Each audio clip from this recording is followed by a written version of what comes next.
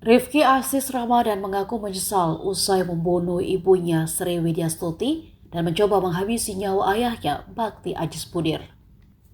Saat dihadirkan dalam konferensi pers di hadapan media, Rifki memberikan pengakuan yang mendasari perbuatan kejinya di Jalan Takong, Kelurahan Sukamaju Baru, Kecamatan Tapos, Kota Depok beberapa hari lalu.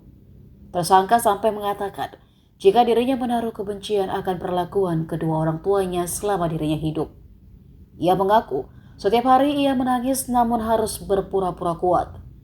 Dia mengaku kerap kali dimarahi oleh kedua orang tuanya. Itulah yang membuat dirinya merasa sakit hati. Sejak ia SMP, setiap ada permasalahan antara kedua orang tuanya selalu dilampiaskan ke dirinya. Hingga pada hari kejadian, emosinya sudah tidak bisa terkontrol lagi. Ditambah malam sebelumnya ia kembali harus dimarahi karena permasalahan kerjaan. Ia juga dituding tidak transparan soal keuangan usaha keluarga mereka.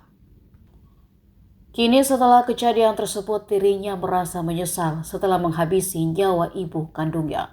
Ia juga meminta maaf kepada ayahnya atas perbuatan kejinya itu.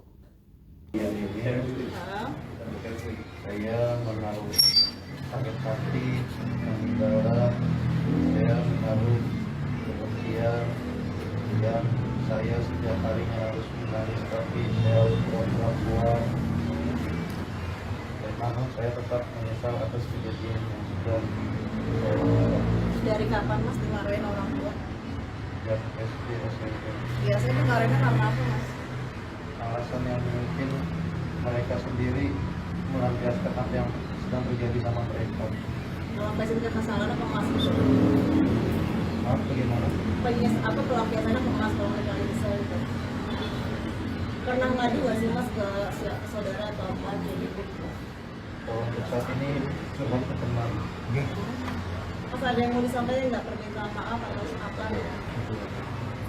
Terutama kepada ibu saya sangat menyesal sangat bersama atas apa yang sudah saya lakukan kepada ibu saya.